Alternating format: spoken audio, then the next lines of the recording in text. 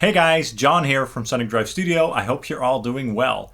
I'm so excited because today we're taking a look at my brand new Schecter Damien Platinum 9 9-string guitar. I'm gonna talk about all the features and details of this wonderful beast in a minute, but first let's just take a listen to how this sounds in a full mix. Here we go and enjoy.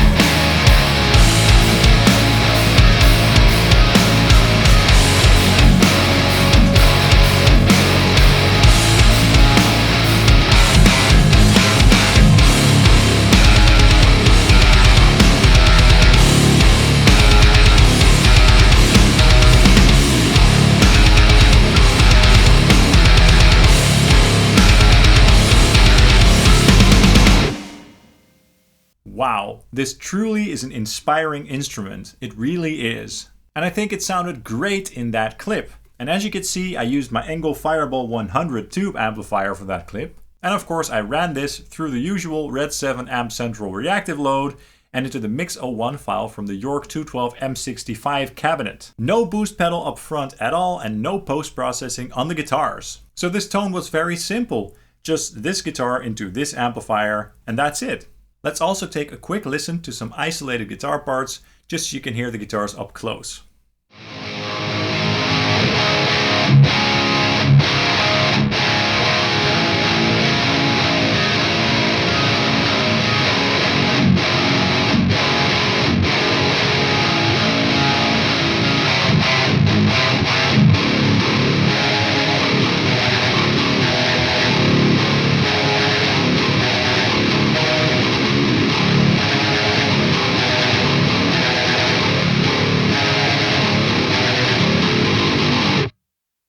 Okay, we'll get to more sound clips in a bit, but first let's take a closer look at this guitar. Now this is not my very first 9-string guitar. I also have an Ibanez 9-string, the RGIR 9 FME, which is over there. It's also a very fun guitar with EMG pickups, so the same pickups as in this guitar. And I did a full demo and review of that guitar as well, so do check it out up here and down here as well if you're interested.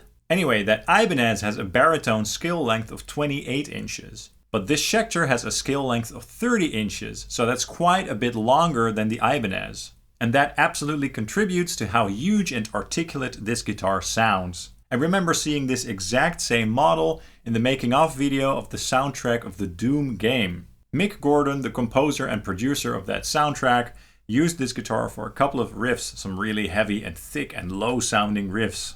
A fun little note is that he then later sold that guitar to Frederick from Meshuggah. Anyway, so ever since I saw that Schecter was going to release a 30-inch 9-string monster, I was really interested and really intrigued, to be honest. When I got that Ibanez 9-string, I was really inspired by the whole 9-string concept, but I couldn't help but wonder how it would sound to have a longer scale length. And I just love the fact that Schecter said, you know what? Fuck it, we're gonna release a 9-string guitar with a 30-inch scale. That's what the people want anyway.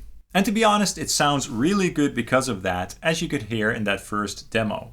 Okay, so let's go over the features of this guitar. This guitar was made in South Korea at the famous World Music Instrument Company, where also most of my ESP LTD guitars have been built. It just has a great reputation and the overall build quality seems to be very good and consistent. Now this guitar has a mahogany body, and luckily they used high quality woods, which is great because it's just very important to me that guitars have a very nice and resonant quality. So this thing sounds pretty loud even unplugged. We have a 3-piece maple neck, a very wide and flat neck of course to accommodate the 9 strings. I think the fretboard has a 20-inch radius, so that's also nice and flat, very comfortable. The neck actually has 2 truss rods in it with carbon fiber reinforcement rods. And so the neck has this thin C profile and it's very comfortable and fast to play. So really comfortable, especially for a neck that accommodates 9 strings. It's quite impressive actually how comfortable this feels in the hand. And the set neck construction really helps with the access of the upper frets. And we have 24 extra jumbo frets and this very nice rosewood fretboard. I like the color of the rosewood, it's nice and dark. I must admit that I'm not a huge fan of the bat inlays. Of course I put on my Batman shirt especially for this guitar, although they are starting to grow on me a bit, funnily enough. Now I did order some fake ebony fretboard stickers from Neck Illusions. You can basically input the custom sizes of your fretboard on that website for a custom order, so that's what I did basically. With the basic black ebony finish, a matte finish. It'll probably take a couple of weeks before they get here, but when they do, I'll be sure to make a video for you guys. Because I know that I'm not the only one that's not a huge fan of the bat inlays. Anyway, so that should be quite interesting, so stay tuned for that video in the future. They are basically stickers that you put on your fretboard, but you can also take them off and reuse and they won't damage the fretboard in any way. And the plain black ebony look will make this instrument look a lot more sleek and simple, which I prefer to be honest. This guitar has a very smooth and nice looking satin black finish. It just looks really sleek and sort of modern and it feels great on the hand as well. This guitar has silver binding on the neck and the body and also chrome hardware for the knobs, the strap buttons and the Grover tuners. They are not locking tuners, but to be honest, they do the job just fine. So yeah, I like those tuners. And of course we have the 9-string hipshot bridge. I really like these bridges as they are very solid. And of course the active EMG 909 pickups that I also have in my Ibanez 9-string. I think that these pickups sound surprisingly good, not muddy at all. Just super defined and very snarly and clear, especially on the low notes. Just very balanced across all the strings and registers basically. So they sound really even and they really fit this guitar very well. And a nice little touch is that I love how close the bridge pickup is to the bridge. I think that that really helps with the overall definition of the sound of this guitar. So basically the bridge pickup is great for all the heavy stuff, for all the heavy riffs and solos. Of course you can also get some great lead tones out of the neck pickup, but the neck pickup is also great for clean tones. So let's take a listen to some clean tones right now on the neck pickup. I made a special preset in Line 6's Helix Native with a compressor block, the Jazz Rivet amp model, which sounds very nice and clean, a York Audio ZILA 212 Blend IR, a subtle stereo chorus, some stereo delay, and also some stereo reverb. Just for a big, nice and dreamy sound. Here we go.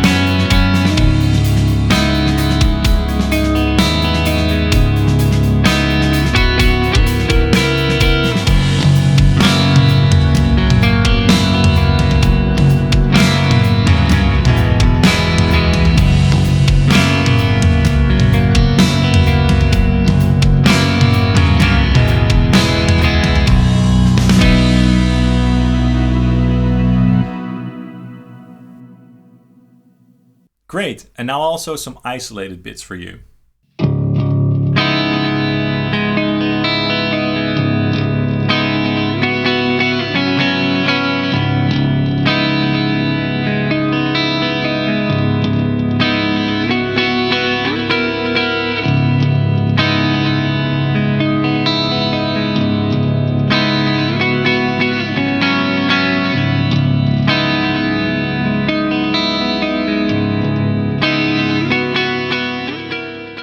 So as I said, this guitar also sounds very resonant and loud when unplugged.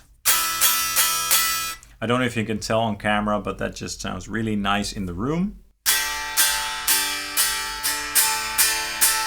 So very resonant overall, which is great for me and very important to me, because the tone of a guitar has to be great from the source. And this guitar luckily really delivers on that front. And yeah, this thing really plays like a dream, very smooth. The frets are also rounded off very nicely, so it just feels really comfortable in the hand. And I was also able to get the action very nice and low, which is also very important to me. The stock strings were a little bit dead sounding to me, so I put on some Elixirs, which is my favorite brand of strings for all my guitars. So we have a set of 9, so 9 to 42 on the bottom 6 strings, then a 52 for the low B, a 68 for the low F sharp, and a 95 bass string for the low C sharp.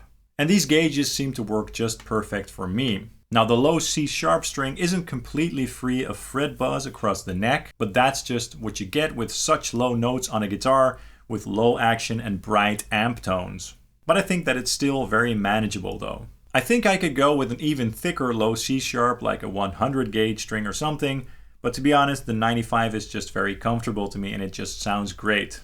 So for now, I think I'm definitely gonna stick with these gauges. In the future, I might do a dedicated comparison video between the Schecter and the Ibanez 9-string. The Ibanez is also a great guitar, a lot of fun to play, and it also sounds pretty cool. However, the Schecter does feel like a more quality instrument overall, mainly because of the woods, the skill length, the overall construction, and the playability. And the fretwork is just outstanding on this guitar as well. Definitely not bad on the Ibanez though. So again, that's also a great guitar, but with some different specs and different features, like a bolt-on neck and the 28-inch scale, and also different wood types. The 28-inch scale on the Ibanez might feel better for lead players and stuff like that, or players with smaller hands. But in terms of clarity, especially on those low notes, the 30 inches on the Schecter are very, very hard to beat. Now let's take a listen to some more heavy riffs, just to showcase the clarity and the overall girth that this beast has to offer. This time I'm going to use my wonderful Victory amplification Super Kraken on the Gain 2 channel with the preamp focus on for a more tight tone, going through a York Audio MES212 V30 SM57 IR. Now this guitar also sounds really good with this amplifier, so let's take a listen right now.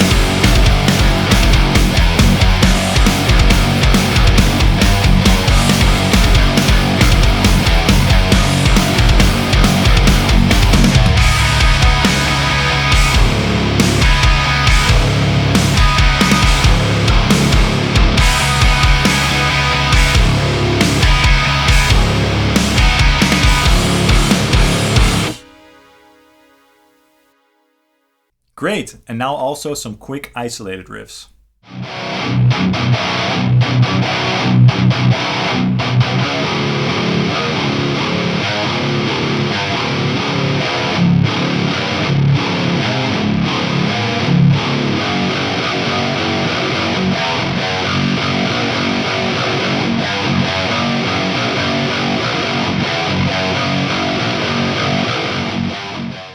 Wow, again that sounded really great. What an amazing combo. And again, no post-processing and no pedals up front at all. So as you can tell, I'm really happy with this guitar. Thanks to David at Voerman for letting me buy this guitar directly from them. I really appreciate it. It was one of my dream guitars before I got it, but now that I have it, it still is one of my dream guitars.